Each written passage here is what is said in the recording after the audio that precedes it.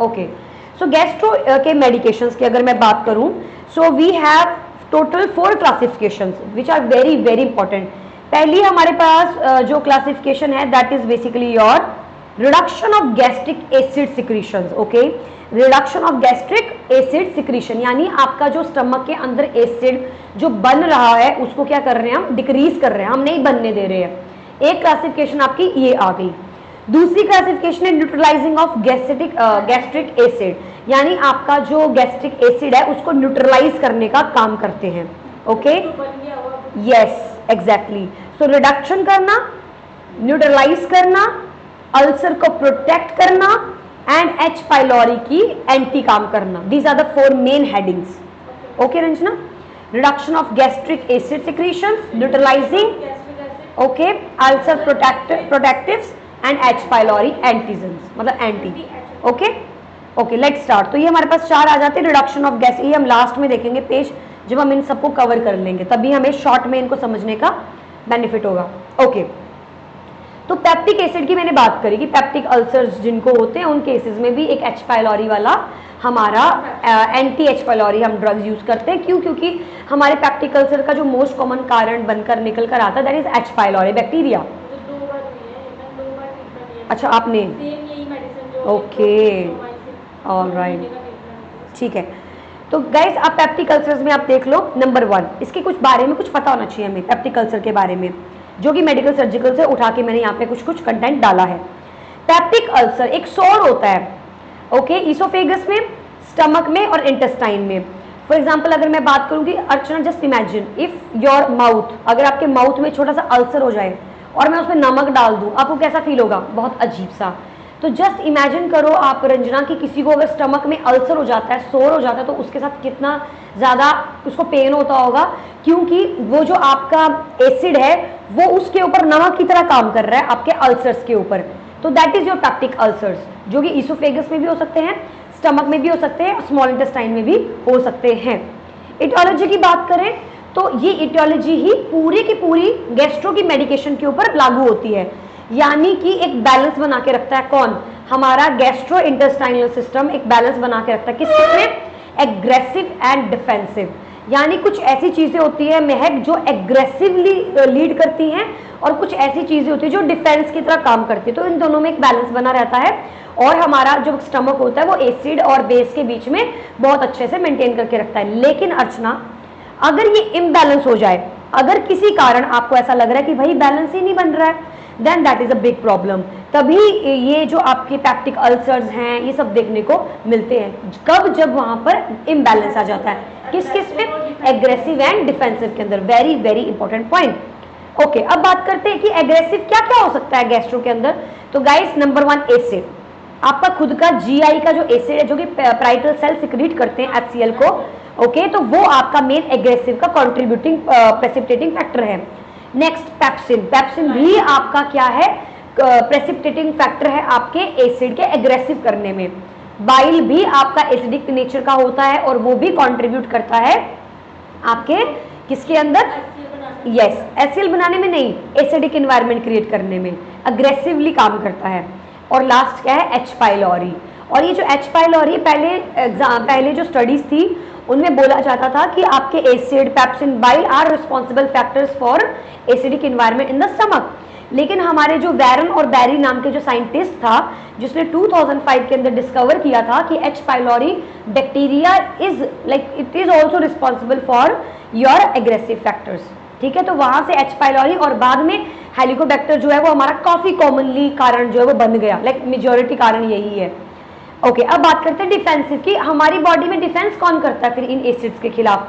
वरना तो हमारा स्टमक जल जाएगा या फिर अल्सर हो जाएंगे।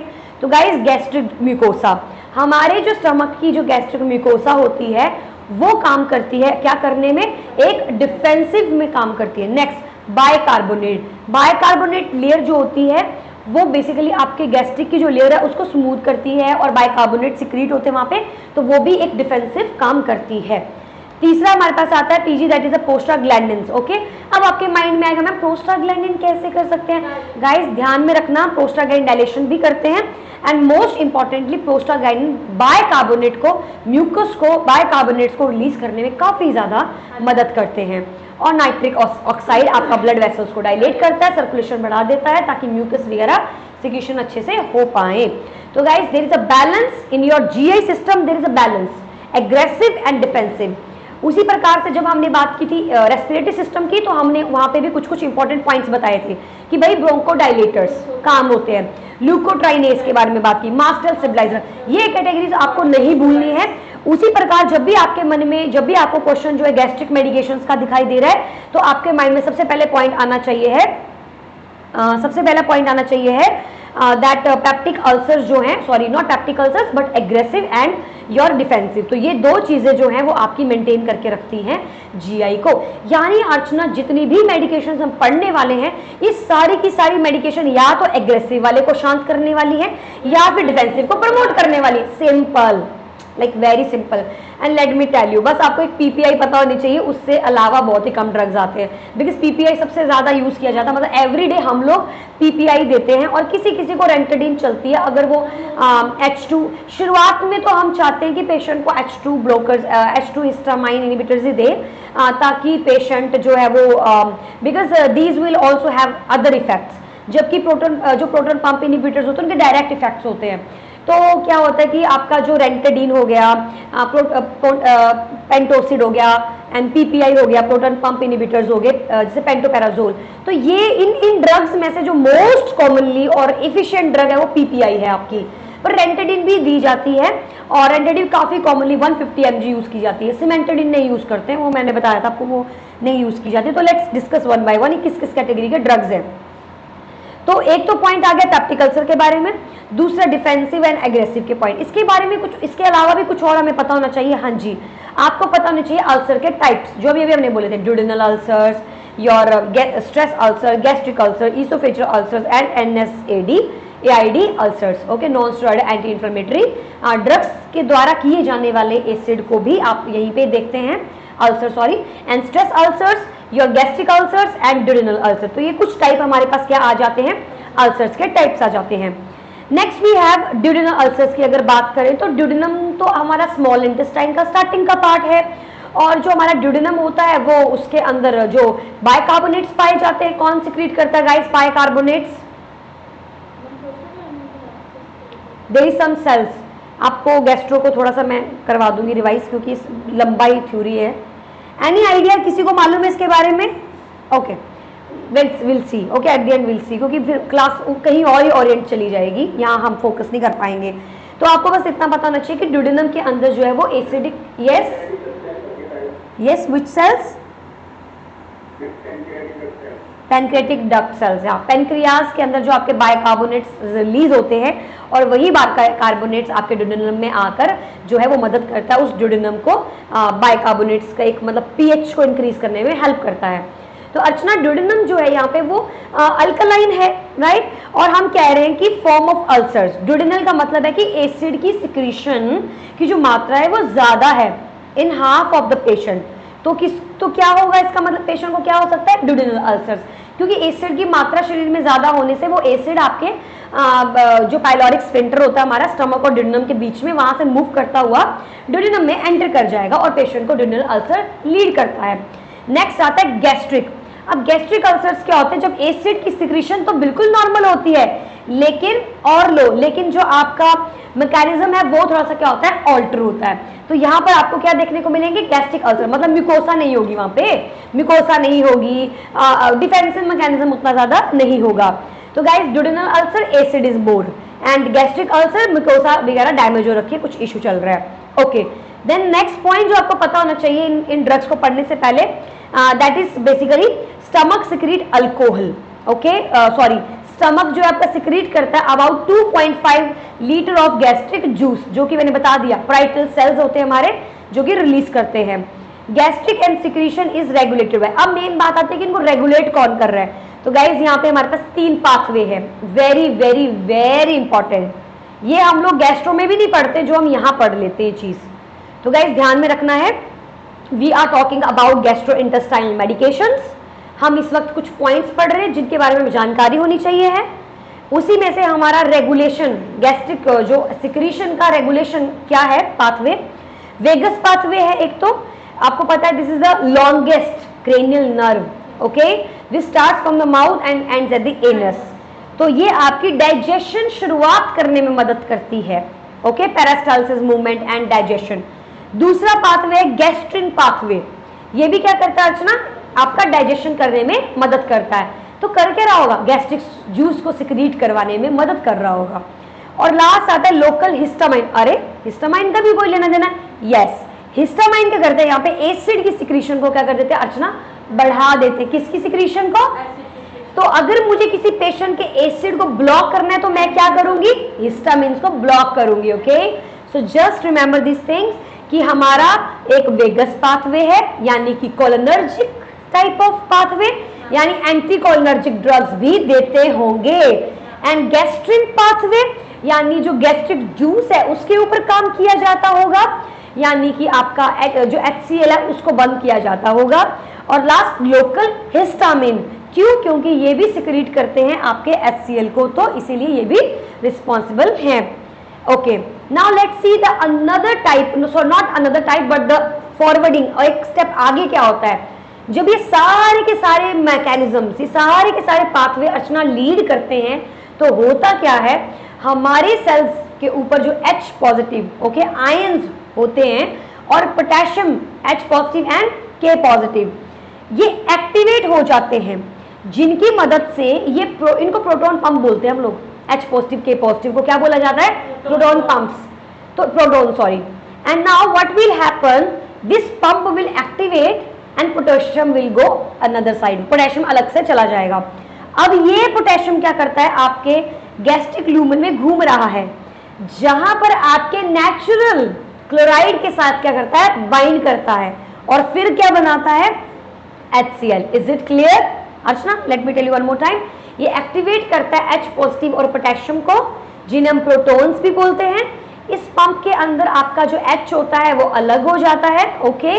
Basically these H positive and K positive, these all such kind of things, ये पाए जाते हैं आपके पैराइटल सेल्स के ऊपर। और आपने क्या बोलने, हमने क्या पढ़ा अभी तक, पैराइटल सेल्स सिक्रीट करते हैं HCl।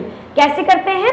ये इस प्रोटॉन पंप के ऊपर काम करते हैं और result into secretion of H positive. तो इस पैराइटल सेल के क्या काम होता है कि इसके ऊपर ये चिपकते हैं और फिर पैराइटल सेल एक्टिवेट करके इस H पॉजिटिव को अलग से सिक्रीट कर देता है, और जो कि हमारे गैस्ट्रिक ल्यूमन में मूव करता है, एंड देन आफ्टर कंबाइन होता है वो क्लोराइड के साथ, और फिर वो फॉर्म करता है HCl। Is it clear? तो जो बात हम गैस्ट्रो में पढ़ते आ रहे हैं कि पैराइटल डायरेक्ट HCl बनाता है, तो guys the science behind is this one.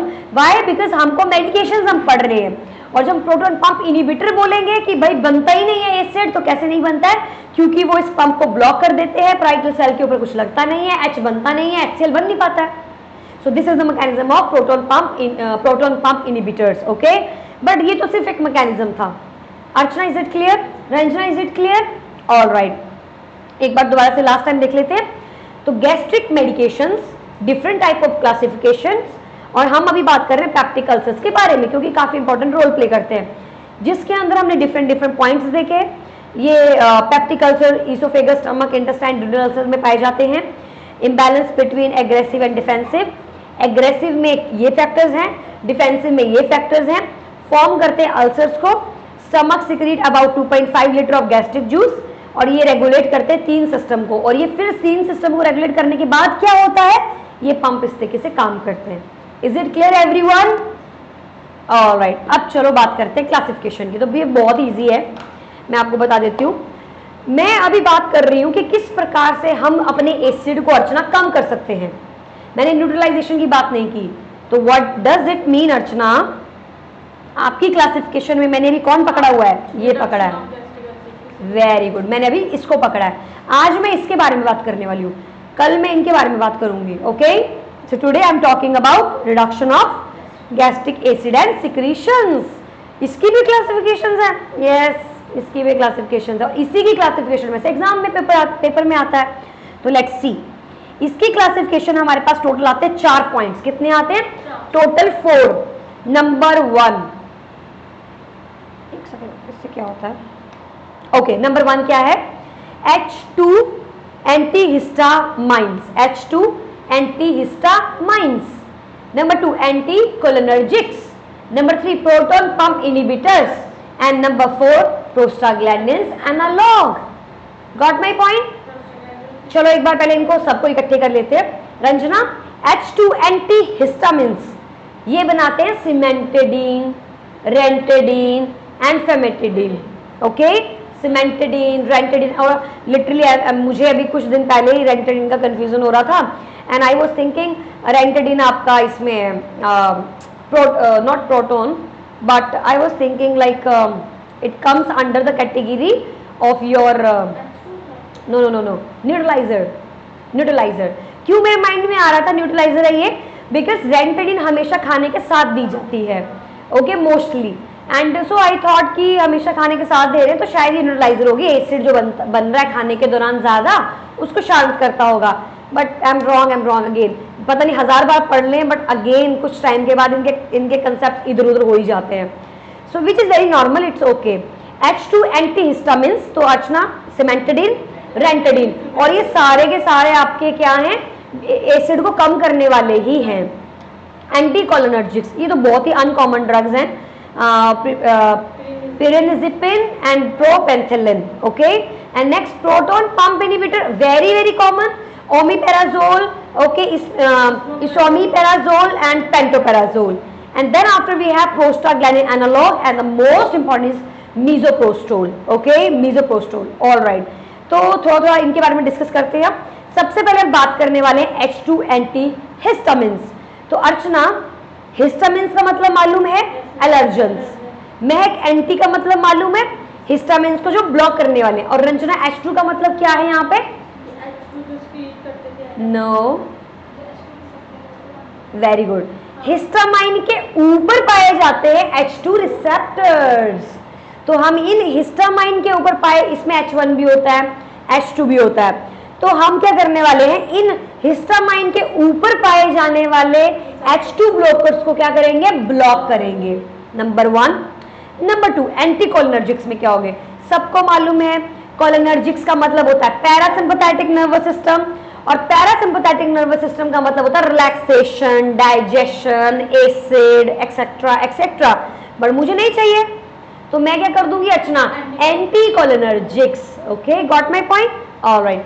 Next proton pump inhibitors, आप तो सबको मालूम है जो HCl बनता है वो प्रोटॉन पंप से ही बनता है, क्योंकि प्रोटॉन पंप हमारा ट्राइटल सेल पे जाके H को रिलीज करता है और HCl के साथ बाइंड करके HCl बना देता है। तो प्रोटॉन पंप काम किस पे कर रहे हैं? प्रोटॉन्स के ऊपर काम कर रहे हैं, बात खत्म। Example omeprazole, esomeprazole and pantoprazole. Next आते हैं प्रोस्टाग्लैंडिन, इनको गायनी में भी हम थॉरोली पढ़ चुके हैं, फिर भी आपको याद नहीं होंगे मुझे डैम श्योर है, but it's absolutely fine. Go and revise the data because then only you will able to learn. इसमें E1, E2, I2 आते हैं, और जो आपका मीजोप्रोस्टल होता है, अर्चना नाम बता सकते हैं किसका है नाम? ये कौन से टाइप के प्रोस्टाग्लैंडिन का नाम मीजोप्रोस्टल होता है?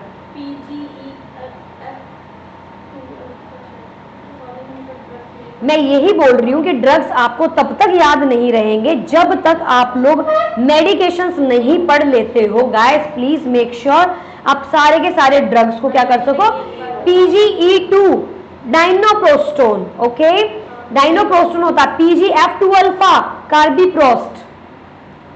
हेलो चाचा जी, ठीक हूँ, मैं आपको 2 मिनट में करूँ? मैं क्लास में हूँ, बैक कॉल करती हूँ आपको। ठीक है चाचा जी, ओके। हर कोई फ्री होता है इस टाइम पे, ओके। तो गाइस ये मैंने ऑलरेडी बहुत लंबा लेक्चर ले चुकी हूँ, 2-3 बार ही ले चुकी हूँ। प्रोस्टाग्लैंडिन में आपका PGE2 आता है, E2 भी पाया जाता है, I2 होता है, और ये नेचुरली बॉडी में पाए जाते हैं। जब हम सिंथेटिक की हम बात करते हैं तो कार्बिप्रोस्ट F2 होता है, डाइनोप्रोस्ट PGE2 होता है, और आपके PGE2 के कुछ क्वेश्चंस मैंने बताए थे आपको पढ़ने हैं। PGE1 क्या है? मीजोप्रोस्टोल। अभी हम किसकी बात कर रहे हैं अर्चना? E1 की, okay. E2 please make sure revise. तो कब पढ़ोगे आप? अभी रिवाइज करूंगी, इनका आज मेरा लास्ट डे है। ओके, पीजी, अच्छा लास्ट में पहुंच चुके हो, very good, okay okay okay, no issue. PGE1 इसको मीजोप्रोस्टोल बोलते हैं। ये सामने आपके 200 mg की ड्रग है, स्टोर्ड एट रूम टेम्परेचर। ये चीपर होती है एज कम्पेयर टू ऊपर वाली ड्रग्स के। Okay, and drug of choice third stage में दी जाती है। ऑक्सीटॉक्सिन इट्स नॉट अवेलेबल, अगर अवेलेबल नहीं है ऑक्सीटॉक्सिन हम नहीं दे सकते तो हम थर्ड स्टेज में ड्रग ऑफ चॉइस जो है वो तो ऑक्सी देंगे वैसे तो। 600 mg ऑरली अटॉनिक PPH में दी जाती है। इंडक्शन ऑफ लेबर मैं ये सब नहीं पढ़ने वाली हूँ। डेंजर क्या है मीजोप्रोस्टोल के, यूट्राइन टैकिसिस्टोल मैंने बता चुकी थी टैकिसिस्टोल के बारे में। जब आपके यूट्रस के अंदर बहुत ही इरेगुलर कॉन्ट्रैक्शन स्टार्ट हो जाते हैं, foetal heart rate change, meconium passage and rupture of your uterus, तो ये सब थे हमारे, और ये सब मैंने ऑलरेडी पढ़ा रखा है। या so now we are discussing normal pharma, alright, let's come on. Okay, तो यहाँ पे प्रोस्टाग्लैंडिन में PGE1 क्या आपका मीजोप्रोस्ट, हाँ जी। PGI2 क्या है? PGI2 नाम मालूम है इसका? पहली बार सुन रहे हो? चलो ठीक है, बता दूंगी, इसके अंदर ही आएगा। So prostaglandin analogue, so guys remember this thing, prostaglandin analogue stimulate करेंगे, क्योंकि मैंने अभी अभी बताया प्रोस्टाग्लैंडिन बाइकार्बोनेट्स बनाने में मदद करता है। PGE1 PGI2 आपके इसी गैस्ट्रो के अंदर इन्हीं दोनों का जिक्र होना चाहिए, बाकी किसी का नहीं होना चाहिए है।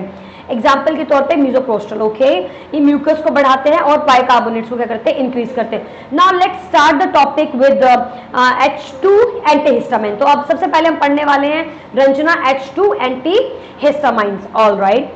सो देखिए आप देखो, ओके, इसके पहले बाकियों के नाम भी देख लेते हैं। गैस्ट्रिक एसिड न्यूट्रलाइजर्स, ऊपर वाली क्लासिफिकेशन सबसे ऊपर। एक तो मैंने बोल दिया आपको कि एसिड को इनहिबिट करती है, एक मैं बोल रही हूँ कि न्यूट्रलाइज करते हैं, एंटी एसिड होते हैं। इस एंटी एसिड को एंट नहीं पढ़ना है, इसको पढ़ना है एंटी एसिड। तो आप कभी नहीं भूलोगे कि एसिड को क्या करता है, ब्लॉक करता है, ओके, न्यूट्रलाइज करता है। सिस्टमिक होता है, ब्लड में करेगा, example sodium bicarbonate, sodium citrate. अगर नॉन सिस्टमिक है, ओरली वगैरह दे रहे हो कुछ इस प्रकार से, डायरेक्ट गैस्ट्रो में जाएगा तो magnesium hydroxide, magnesium trisilicate and aluminium hydroxide, ये हम पढ़ेंगे deeply, don't worry. Ulcerative productives में सुक्राल्फेट होता है, कोलाइडल बिस्मथ सुब्रिक सिट्रेट होता है, इन्हें भी हम डीपली पढ़ेंगे, so don't worry. H pylori drugs हमारे पास एंटीबायोटिक्स आते हैं, वो तो हम पढ़ने ही वाले हैं वैसे भी, ऑलराइट। तो आज हम लोग डिस्कस करने वाले हैं gastric acid secretion inhibitors. Tomorrow we will discuss another type. So आज की जो आपकी टाइप है, जो मैं इस क्लास की जो हेडिंग डालने वाली हूं, that will be your gastric acid secretion inhibitors. So let's start. H2 antihistamine, तो मैंने बता दिया हिस्टामिन्स के ऊपर रिसेप्टर पाए जाते हैं, इनको जब आप ब्लॉक कर देते हो तो इनका नाम आ जाता है H2 एंटीहिस्टामिन्स। नॉर्मली क्या होता है, आपका जो हिस्टामाइन होता है वो पैराइटल सेल्स के ऊपर जाता है और यहाँ पे H2 रिसेप्टर पाए जाते हैं और क्या करते हैं, वो HCl के साथ बाइंड करके पैप्टिक अल्सर को लीड करते हैं। ये मैं नॉर्मली नहीं एबनॉर्मली बता रही हूँ बेसिकली, तो कि नॉर्मली क्या होता है कि आपका H पॉजिटिव और K पॉजिटिव होता है, वो बाइंड करेगा आपके पैराइटल सेल्स के साथ, और पैराइटल सेल्स के साथ बाइंड करने के बाद क्या होता है अर्चना, HCl बन जाता है, राइट। लेकिन कई बार एलर्जीज है, हिस्टामाइन रिलीज हो रहे हैं, आपकी बॉडी स्ट्रेस में है, आपकी बॉडी को पेन हुआ है, किसने पंचर, किसने हिट किया है, कुछ भी हो सकता है, तो आपकी बॉडी क्या करती है, इस हिस्टामिन रिसेप्टर को जो है वो H2 पे जाके लग जाते हैं ये हिस्टामिन्स, और आपकी बॉडी कुछ ज्यादा ही मात्रा में HCl सिक्रेट करना स्टार्ट कर देती है और पैप्टिक अल्सर्स को लीड करती है। एग्जाम्पल के तौर पे सिमेंटिडिन, रेंटिडिन एंड फॉर्मेटिडिन। तो नंबर 1 जो पॉइंट हमें पता होना चाहिए इसके बारे में, H2 blockers are competitive antagonist. इसका मतलब क्या है अर्चना, कि ये कंपटीशन करते हैं, ये जो ब्लॉकर की जो मेडिकेशंस हैं, तो what ranitidine will do, ranitidine is your purple drug, so ranitidine will come and will sit here and इसको बाहर फेंक के इसको क्या कर देगी, ब्लॉक कर देगी, ताकि क्या ना बन सके, एसिड ना बन सके, okay. Number 2, H2 blocker decrease volume and acidity of basal, nocturnal and food induced gastric and acid secretions। मतलब कुछ भी नहीं है, बस वो वॉल्यूम को और एसिड को क्या करती है, डिक्रीज करती चली जाती है, न्यूट्रलाइज करती चली जाती है। इनिबिशन ऑफ इस dose, inhibition is dose dependent. Ranitidine का dose is like very very important, उसका कुछ पर्टिकुलर डोज दोगे तभी वो कुछ उस प्रकार का असर करता है, और कुछ ज्यादा कुछ करने पे सिडेटिव भी काम करने लग जाता है, तो ये डोज डिपेंडेंट होता है। और अगर इसकी डोज पूछी जाए आपसे नॉट सेट में, तो भाई इसका आंसर होता है 150 mg, ओके, ध्यान में रखना है। नेक्स्ट 4th पॉइंट क्या है हमारे पास, गैस्ट्रिन इंड्यूस HCl को क्या करता है, रिलीज को कम कर देगा और पेप्सिन रिलीज को भी कम कर देगा। तो गाइस ये तो हम ऑलरेडी ऊपर से पढ़ते हुए ही आ रहे हैं, ये सब काम जो है वो आपका करता है। ये सारा डीपली पढ़ने का मेरा क्या पर्पस है कि आप कभी भी एग्जाम में जब आप बैठे हुए हो, चाहे वो एनक्लेक्स का दे रहे हो कोई भी, तो आपको पता होना चाहिए H2 ब्लॉकर, रेंटेनिस मेंटेन, ये सब मान, that's it. Adverse effect, diarrhoea, dizziness and may cross placenta, very important, and milk, breast feeding. तो गाइज ये एक प्लेसेंटा में क्रॉस भी कर जाता है और मिल्क में भी क्रॉस कर जाता है, तो आपको थोड़ा सा ध्यान से जो है वो इसको देना है पेशेंट को। चलो बात करते हैं यूज इसकी। H2 एंटीहिस्टामिन्स, पेप्टिक अल्सर में करोगे यूज, यस, क्योंकि पेप्टिक अल्सर में एसिड बनता है, गैस्ट्राइटिस में भी एसिड बनता है, स्ट्रेस इंड्यूस्ड अल्सर्स में भी आप देंगे, एंड योर पैरा एनेस्थेटिक्स में भी दिया जाता है। आई स्टिल रिमेंबर, आज भी मेरे लाइक 3-4 पेशेंट पोस्टेड थे नाइट में, मतलब मॉर्निंग में, और उनको सिर्फ पेंटोसिड देते हैं हम लोग, और कभी कभी मेटफॉर्मिन भी दी जाती, कभी कभी दी जाती है, क्योंकि मैंने बताया था ना कि सर्जरी के दौरान सिंपैथेटिक नर्वस सिस्टम एक्टिवेट होता है और आपकी जो ड्रग्स होती हैं वो बहुत ज़्यादा, शुगर लेवल बहुत बढ़ जाता है, तो मेटफॉर्मिन भी कई बार दिया जाता है। इवन आज तो मुझे स्टिल रिमेंबर फोराकोट करके जो नेबुलाइजेशन होता है हमारा, वो भी मैंने एक पेशेंट को दिया, मतलब कि उसके सारे मेडिकेशंस में से सिर्फ फोराकोट ही हमने ओटी में भेजा, ओके, क्योंकि वो भी कहीं ना कहीं उसको उस टाइम पे पड़ सकती है उसकी जरूरत। फोराकोट का ड्रग ऑफ चॉइस किसी को मालूम है? Sorry, the mode of action of Foracort, yes guys, corticosteroid guys, Foracort, okay, it's like a corticosteroid, anti-inflammatory, ये वो रहता है। एक सेकेंड अंकित, जस्ट गिव मी सेकेंड। हाँ जी अंकित, क्या बोल रहे हो? मैम ये शायद स्टिमुलेट करता है बीटा 2 एडिनर्जिक रिसेप्टर को लंग्स के अंदर। Beta 2 adrenergic, beta, just give me break, एक सेकेंड ना, just let me write, because मुझे लिखने से थोड़ा ज़्यादा समझ में। क्या बोल रहा है? बीटा 2 को स्टिमुलेट करता है, हाँ एक ही बात, हाँ yes yes exactly, mode of action ही यही है। हाँ, ब्रोंकोडाइलेशन कैटेगरी में क्या क्या पढ़ा अर्चना?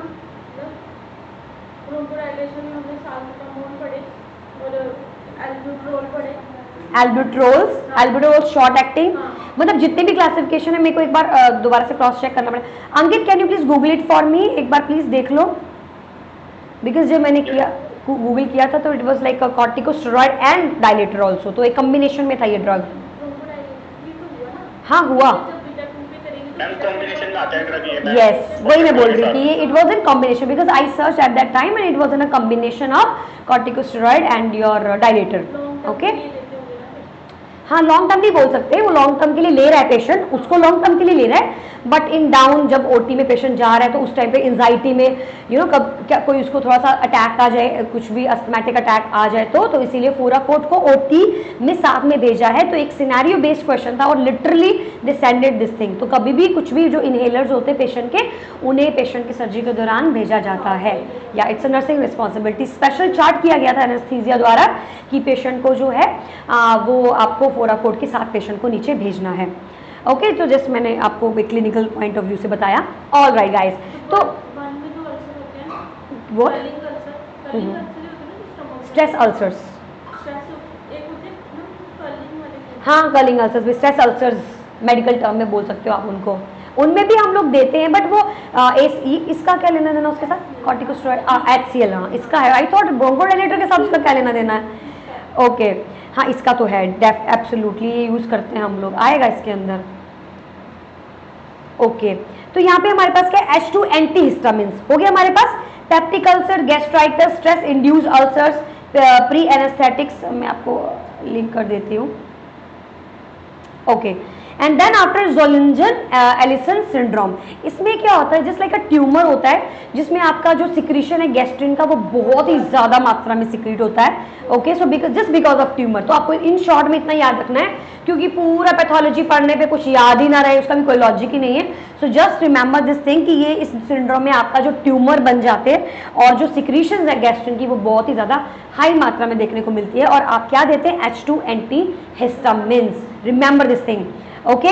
Next move on to the another classification, that is PPI, proton pump inhibitors. तो गाइज ये प्रोटोन पंप को रिड्यूस करने का काम कर रहे हैं। एग्जाम्पल में ओमीपैराजोल, इसोमीपैराजोल एंड पेंटोपैराजोल। ओमीपैराजोल के बारे में मतलब कुछ पॉइंट्स देख लेते हैं, इनमें क्या इंपॉर्टेंट पॉइंट्स होते हैं। Omeprazole prototype of the class, most effective acid को डिक्रीज करने वाली ये ड्रग है, बहुत ही ज्यादा इफेक्टिव ड्रग है। पैराइटल सेल सब लोगों को मालूम है, these are the cells which are responsible for your HCl सिक्रीशन, so they will secrete H positive and will help to produce this pump, okay।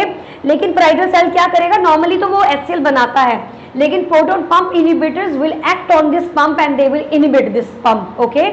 Next, this is a final step to acid secretion by any stimulus, okay. तो होता मतलब this is the main, मतलब कुछ भी आप कोई भी kind of drugs देख लो, चाहे हिस्टामाइन, कोई भी कैटेगरी की ड्रग, एंड में यही होगा, H positive and potassium K positive, यही मोड ऑफ एक्शन एंड में आपको देखने को मिलेगा, ओके। तो इसीलिए वो बोल रहे हैं कि this is the final step of acid secretion by the stimulus. अब स्टिमुलस कोई भी हो सकता है अर्चना, एनी स्टिमुलस, अगर किसी भी स्टिमुलस द्वारा एसिड प्रोड्यूस हो रहा है तो ये लास्ट स्टेप यही होगा कि पैराइटल सेल उसको सिक्रीट करेंगे, simple. Proton pump inhibit are inactive prodrugs, तो सबको मालूम है ये प्रोड्रग्स होते हैं, पढ़ चुके हैं इनके बारे में, हमने सिमेंटेडिन में भी ऊपर पढ़ा था और हमने इधर भी डिस्कस कर रहे हैं कि आपके PPI क्या होते हैं, प्रोड्रग्स होती हैं, यानी इसका मतलब क्या है, इनएक्टिवेट होती है ड्रग और कहीं पर्टिकुलर ऑर्गन में जाके फिर ये क्या होती है, एक्टिव फॉर्म में आती है। इस टाइप के ड्रग्स को क्या बोला जाता है रंजना, प्रोड्रग्स बोला जाता है। दे accumulate in parietal cell, active in acid environment, it's very very important point, बहुत इंपॉर्टेंट पॉइंट है। होता क्या गाइस कि ये आपके जो पैराइटल सेल्स होते हैं ना, ये सिर्फ और सिर्फ एसिडिक एनवायरनमेंट में ही एक्टिवेट होते हैं। सोचो, मान लो आप प्रोटोन पंप इनहिबिटर दे रहे हो और साथ में आप H2 एंटागोनिस्ट भी दे रहे हो, यानी H2 एंटीहिस्टामिन्स, वो एसिड कम कर रहे हैं, प्रोटोन पंप तो काम ही नहीं करेगा। वाई काम नहीं करेगा रंजना, क्योंकि प्रोटोन पंप काम ही एसिडिक एनवायरनमेंट में करता है।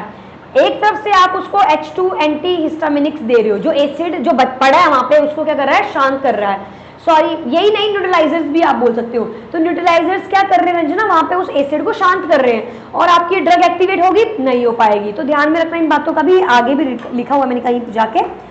सो they accumulate in parietal cells active in acidic environment and drug plus H positive K positive inhibit irreversibly, तो गैस्ट्रिक एसिड क्या हो जाता है यहाँ पे, डिक्रीज कर जाता है। तो जितनी भी आपकी ड्रग्स हैं प्रोटोन पंप इनिबिटर्स, वो इनके साथ बाइंड करते हैं और इनिबिट कर देते हैं ताकि गैस्ट्रिक एसिड सिक्रीट ना हो। एम्प्टी स्टमक आप इन्हें टैबलेट्स को देते हैं, सबको मालूम है, एवरी डे हम 6 o'clock early morning empty stomach ये ड्रग देते हैं। एक क्वेश्चन मुझे अभी भी याद है, अगर आपके सामने थायराइड है, थायरोनॉम 50 माइक्स और प्रोटोन पंप इनिबिटर पेंटोसिड या पेंटोपैराजोल, कौन सी ड्रग पहले दोगे? यस गाइस, कौन सी ड्रग पहले दोगे? थायरोनॉम, ओके, बिकॉज थायरोनॉम एम्प्टी स्टमक दी जाती है, सबसे पहले दी जाती है ताकि आपकी पूरी बॉडी का मेटाबॉलिज्म स्टार्ट हो जाए, okay. Because PPI what it will do, it will reduce the acid, तो आपकी वो ड्रग नहीं हो पाएगी मेटाबोलाइज, ओके। शायद आपको अभी भी याद हो, हमने सिमेंटेडिन सब पढ़े थे, कहाँ पढ़े थे वो हमने, इंड्यूसर्स और इनिबिटर्स, मैं आप पे छोड़ रही हूँ, नीचे आएगा बट मैं आप पे छोड़ रही हूँ। यही कंफ्यूजन जिस दिन आपकी क्लियर हो गई तभी इंड्यूसर्स, या तो ये भूल कैसे जाते हो, मिक्स हो जाता है। Practice and only practice, bar bar practice. Empty stomach में, तो अच्छा यहाँ से कंसेप्ट क्लियर हो गया ना कि ये जो ड्रग्स हैं वो आप पहले दे दीजिए, वरना बाद में तो वो एसिड जो उसको वैसे ही हल्का कर देगा, वो भी एक कंसेप्ट आ जाता है। और दूसरी तरफ से हमारे पास कंसेप्ट आ जाता है लीवर के एंजाइम्स को भी ऑल्टर करता है, ये हम इंट्रैक्शंस में पढ़ेंगे, अभी आएंगे ड्रग इंट्रैक्शंस। या यस वी वांट, नहीं बेसिकली जो पेशेंट हॉस्पिटल में होता है या किसी प्रकार की सर्जरी होती है तो नेचुरली हमारी बॉडी के अंदर एसिड जो है सिक्रीट हो जाता है, तो वी डोंट वांट कि वो एसिड जो है पेशेंट को ऑल्टर मतलब नोजिया वॉमिटिंग लीड करे, तो हम उसको शांत करने के, क्योंकि दिन अभी स्टार्ट हो रहा है तो किसी को सुबह किसी को शाम के टाइम बहुत एसिड सिक्रीट होता है, उन्हीं के लिए हम इन PPIs को यूज करते हैं ताकि हम HCl को बनाना बंद कर सकें, रिड्यूस बंद कर सकें, ओके। मोड ऑफ एक्शन देख लेते हैं एक बार। ओमीपैराजोल एक्टिवेट हुआ, ओके, एंड एसिडिक कंटेंट में क्या हुआ, ये एक्टिवेट हुआ, एंड देन आफ्टर इसने कन्वर्ट किया अपने आप को सल्फोनिक एसिड के अंदर, एंड देन आफ्टर सल्फेनामाइड के अंदर एक्टिवेट किया, इसके बाद इसने एक कोवलेंट बॉन्ड बनाया, काफी स्ट्रॉन्ग बॉन्ड बनाया। ओके, इस बॉन्ड को बनाने के बाद ये जो है इसके साथ ये जो आपका H पॉजिटिव और पोटेशियम पॉजिटिव था, ये क्या हो गया, बिल्कुल क्लोज हो गया। ओके, जिसकी वजह से आगे जो HCl बनना था, जिसने गैस्ट्रिक सिक्रीशंस करने थे, वो क्या हो गए, बिल्कुल अर्चना कम हो गए, डिक्रीज हो गए। ओके, तो PPI needs acidic medium, very important. So other drugs antacids, okay, H2 blockers, तो ये तो एसिड को क्या करेंगे, डिक्रीज, और अगर आप डिक्रीज करोगे तो भाई आपका क्या नहीं हो पाएगा, वर्क नहीं कर पाएंगे, क्योंकि ये सिर्फ ड्रग्स काम करती हैं इन योर एसिडिक इन्वायरमेंट। तो आपकी कुछ ड्रग्स जो है, इसीलिए हम लोग या तो पेंटोसिड देंगे या तो रेंटेक देंगे, ये नहीं है सब कुछ साथ साथ में चलाई जा रहे, वरना कुछ भी काम नहीं होगा। ओके, तो ये ध्यान में रखना है आपको। Okay, it's very very important. और यहाँ से एक बहुत ही अच्छा MCQ निकल के आता है कि दो अलग अलग प्रकार के एंटासिड्स या फिर PPIs क्यों साथ में नहीं दिए जाते हैं, because they will alter the function. Okay, so इसीलिए ध्यान रखना, ये PPI एसिडिक मीडियम चाहिए है उसको, अगर उसको काम करना है तो ये MCQ निकल सकता है। अगर कोई अच्छा इंसान बैठा है पेपर में तो ये निकल सकता है, क्योंकि काफी इंपॉर्टेंट पॉइंट है ये। Next, adverse effects. There are well tolerated drugs, these are sorry, ये काफी टॉलरेटेड ड्रग्स हैं, इनके साइड इफेक्ट्स बहुत ही हल्के फुल्के हैं, इसीलिए इनको काफी अच्छे से दिया जाता है। लेकिन ये प्रोलॉन्ग एसिड सप्रेशन, लेकिन अगर आप बहुत लंबे समय के लिए किसी को, ओके, यहाँ पे मैं आपको एक और मतलब जब मैं इन डाटा को पढ़ती हूँ ना, I literally feel like AIIMS तो पूरा इनको फॉलो करता है। यू नो व्हाट रंजना, जब भी पेशेंट का डिस्चार्ज होता है 5 दिन हम लोग पेंटोसिड मंगाते हैं और PCM मंगाते हैं, बचे कुछ जो दिन होते हैं पूरा लॉन्ग टर्म मेडिकेशन जो है वो हम अलग से मंगाते हैं। ओनली 5 डेज पेशेंट को जो है वो डिस्चार्ज के टाइम पे ओनली 5 डेज पेशेंट को क्या दिए जाते हैं, ये ड्रग्स। इसमें पेंटोसिड होता है और एक PCM होता है, और कोई सिरप वगैरह भी हो सकता है खांसी बलगम का। तो गाइस सी, प्रोलॉन्ग एसिड सप्रेशन जो है वो आपके करते हैं, जिसकी वजह से बैक्टीरियल ग्रोथ क्या हो सकती है अर्चना, हो सकती है, क्योंकि ये क्या कर देगा, एसिड खत्म कर देगा, H पाइलोरी खत्म कर देगा, और कहीं ना कहीं वो मदद ही करते हैं हमारी बॉडी में, यू नो, किल करने के लिए बैक्टीरियाज को। Dizziness, headache, diarrhoea, very important, diarrhoea, abdominal pain and nausea. Guys ये मैं किसकी बात कर रही हूँ, यहाँ पे PPIs की बात कर रही हूँ। I am not talking about your H2 antihistamines, I am talking about PPI। जितना भी डाटा अभी हम पढ़ रहे हैं वो PPI का पढ़ रहे हैं। Okay, so now let's see, okay okay okay okay, drug sorry, long term use में क्या क्या होगा अगर कोई बहुत लंबे समय के लिए ले रहा है। विटामिन B12 डेफिशिएंसी, क्यों, क्योंकि इसका ऑब्जॉर्प्शन भी कहाँ होता है, हमारे, yes, very good, thank God Archana. So bridal cells हमारे कहीं ना कहीं मदद करते हैं, और आपको इनको ब्लॉक कर दोगे तो प्रॉब्लम आ जाएगी। ओके, जैसे बहुत natural, it's okay. Acid is also required for the absorption of magnesium, calcium, iron. हमें एसिड चाहिए है, और ये काफी इंपॉर्टेंट पॉइंट है कि हमें एसिड चाहिए है इन सबको एब्जॉर्ब करने के लिए।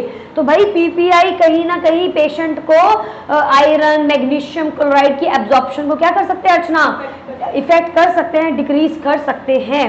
ये आपका एनक्लेक्स पॉइंट ऑफ व्यू के पॉइंट्स हैं, नीचे दोबारा से आएंगे। Long term use can lead to osteoporosis, क्यों, क्योंकि विटामिन B12, कैल्शियम, ये सब तो भाई ऑस्टियोपोरोसिस कर सकते हैं, जबकि हमारे ग्लूकोकॉर्टिकॉइड भी क्या कर रहे थे, वो ऑस्टियोपोरोसिस लीड कर रहे थे। उसी प्रकार आपका ये भी ऑस्टियोपोरोसिस लीड कर सकते हैं। ड्रग इंटरेक्शंस की बात कर लेते हैं अब जो हम पढ़ रहे थे। सो गाइज यहाँ पे आइट्राकोनाजोल अब्जॉर्प्शन गेट इनहिबिटेड। ओके, अगर आप इसके साथ कोई और ड्रग दोगे तो उसका अब्जॉर्प्शन क्या हो जाता है, इनहिबिट हो जाता है इस ड्रग के साथ पर्टिकुलरली। तो ये डायरेक्ट तो आएगा नहीं एग्जाम में, बट अगर आया तो आपको ध्यान रखना है, आइट्राकोनाजोल, जोल है तो एंटीफंगल होगा somewhere. Okay, next, inhibit the microsomal enzyme decrease metabolism of diazepam. ध्यान में रखना है, डायजेपाम के मेटाबॉलिज्म को क्या कर देता है, डिक्रीज कर देता है। ओके, तो inhibit the microsomal enzyme reduce metabolism of diazepam, याद रखना है इस पॉइंट को आपने। यूजेस, वार्फ में भी ये सेम चीज कर रहा है, और क्यों, क्योंकि एसिड है, ब्रेक डाउन कर देगा, डिक्रीज कर देगा उनकी मेटाबॉलिज्म को, सिंपल कंसेप्ट आता है PPI के अंदर। नेक्स्ट, यूजेस क्या है, पेप्टिक अल्सर में, GRD के अंदर, drug induced ulcers, H pylori regimen में भी इस्तेमाल करते हैं, और जोलिंजर एलिसन सिंड्रोम, यानी सब सेम है, ऊपर वाला नीचे वाला सब सेम है। तो PPI H2 antihistaminic same, no issue. Okay, alright. Next, तीसरी कैटेगरी कौन सी आती है अर्चना हमारे पास, प्रोस्टाग्लैंडिन्स एनालॉग। प्रोस्टाग्लैंडिन एनालॉग में हमारे पास एग्जांपल आता है misoprostol. Okay, misoprostol. Prostaglandin E2 and I2 produce a gastric mucosa. तो ये तो बहुत अच्छी चीज है। Protect ulcer by decrease acid secretion, increase mucus and bicarbonate secretions. इकलौता शब्द आपको याद रखना है, that is a prostaglandins, mesoprostol, E2 and particularly bicarbonates. Okay, they decrease the gastrin relax and increase the mucosal blood flow. तो mucosa के blood flow क्या कर देता है, डायलेट कर देता, बढ़ा देता है। मीजोप्रोस्टोल is longer acting synthetic PGE1 derivative. तो मीजोप्रोस्टोल ही क्यों एग्जांपल है इसका, क्योंकि लॉन्ग एक्टिंग होती, काफी लंबे समय तक के लिए काम करती है। फूड एंटासिड में reduce it's absorption and bio availability. तो प्रोस्टाग्लैंडिन के साथ अगर आप फूड वगैरह एंटासिड ले रहे हो तो इसका जो अब्जॉर्प्शन है, जो बायोअवेलेबिलिटी, वो क्या हो जाती है रंजना, डिक्रीज हो जाती है। ओके, अब बात आती है एडवर्स इफेक्ट। तो गाइस जो आपके एडवर्स इफेक्ट ऊपर देखे हैं आपने, सेम आपको प्रोस्टाग्लैंडिन के साथ भी देखने को मिलते हैं, यानी कि diarrhoea, abdominal cramps in 10% of the population, increase uterine contractions. It should not be used in pregnancy. Pregnancy में इनका इस्तेमाल नहीं किया जाता है, बिकॉज हाँ लीड कर सकते हैं, pre term abortion, pre term labour कुछ भी लीड कर सकते हैं। मेंस्ट्रुएशन डिस्टर्बेंसेस भी ये कर सकते हैं। Normally aggressive. ओके, तो इसका मतलब क्या हुआ इस पूरी क्लासिफिकेशन के अंदर, एग्रेसिव और डिफेंसिव के बीच में बैलेंस। अगर बैलेंस नहीं है, बढ़ रहा है एग्रेशन, तो आप क्या दोगे, मीजोप्रोस्टोल, ताकि म्यूकस बढ़े, गैस्ट्रिक म्यूकोसा बढ़े, डिफेंस मैकेनिज्म बढ़े और एग्रेसिव कम हो जाए। ओके, तो गाइस अब मैं आपको एक थोड़े से शॉर्ट नोट्स बताने वाली हूँ। Let's see after, let's take 1 minute break and then after I am going, पहले मैं एक बार रिवाइज कर देती हूँ because it's very important, data थोड़ा माइंड में क्लियर होना बहुत जरूरी है।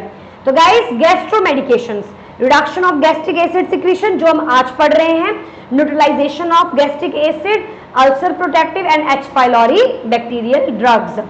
इसमें सबसे पहले हमने पेप्टिक अल्सर के बारे में थोड़ा थोड़ा पढ़ लिया, देन आफ्टर हमने पाथवे देख लिया और H और पॉजिटिव का कंसेप्ट समझ लिया। क्लासिफिकेशन में हमने गैस्ट्रिक एसिड सिक्रीशन इनहिबिटर के पर्टिकुलर 1 टाइप के फर्दर टाइप्स पढ़े, H2 antihistaminics, anticholinergics, proton pump inhibitors and prostaglandin analogues. तो गैस्ट्रिक एसिड न्यूट्रलाइजेशन में हमने एंटासिड पढ़ेंगे, अल्सरेटिव प्रोटेक्टिव में हम अलग ड्रग्स पढ़ेंगे, H pylori में अलग ड्रग्स पढ़ेंगे।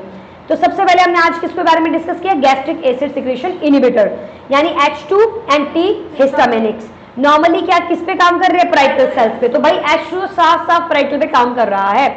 एग्जाम्पल सिमेंटेडिन, रेंटेडिन, फॉर्मेटिडिन। और इसके इंपॉर्टेंट, इसके बारे में और क्या क्या जानकारी होनी बहुत जरूरी है, ये बेसिकली कॉम्पिटिटिव काम करता है, इसका वॉल्यूम डिक्रीज होना, एसिडिटी और बेसल ये सब डिक्रीज करने का काम करते हैं ब्लॉकर्स। डायरिया, डिजीनेस मदर को नहीं दे सकते, ना ही मिल्क में जा सकता है, नहीं देना है मतलब। यूजेस क्या है, सब सेम यूजेस, बस एक याद यहाँ पॉइंट याद रखना है कि ज़ोलिंजर एलिसन सिंड्रोम में ट्यूमर के टाइम पे आपको क्या होता है, ज्यादा सिक्रीशंस होते हैं, तो वो अवॉइड करना है। पीपीआई में प्रोटॉन पंप पढ़ा हम लोगों ने, ओमिपेराजोल, एस्नोपेराजोल एंड पेंटोपेराजोल। ओके, इनके कुछ इंपॉर्टेंट पॉइंट्स पढ़े, मैकेनिज्म पढ़ा एंड देन आफ्टर हमने एडवर्स इफेक्ट देखे, जिसके अंदर क्या उन्होंने बोला, डिजीनेस, हेडेक, और लॉन्ग टर्म में क्या बोला, डेफिशिएंसी होना। यानी पीपीआई तो भाई ऑस्टियोपोरोसिस, मिनरल्स, ये सब प्रॉब्लम क्रिएट करता है। अच्छा, what is the difference between proteins and vitamins and minerals? क्या क्या पाया जाता है प्रोटीन के अंदर? हाँ,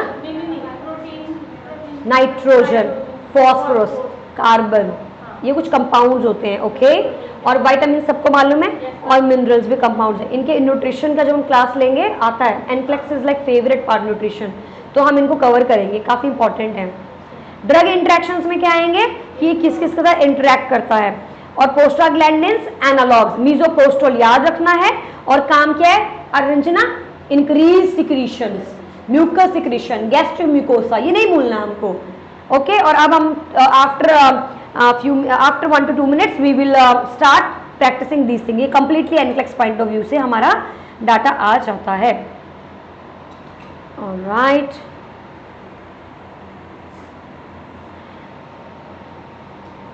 ओके। ओके ओके ओके, हो गया ब्रेक। Let's start. एंटासिड की बात करते हैं। एंटासिड वैसे तो हमारा अलग क्लासिफिकेशन में आता है जिसका नाम क्या है रंजना? Neutraliser, right. थोड़ा सा देख लेते हैं, कल तो हम दोबारा से देखेंगे। नेवर टेकन, ये सारा का सारा आपका एनक्लेक्स पॉइंट ऑफ व्यू से है, तो कृपया करके इसे याद रखें। Antacid, okay, let me stop and make another one because it is not of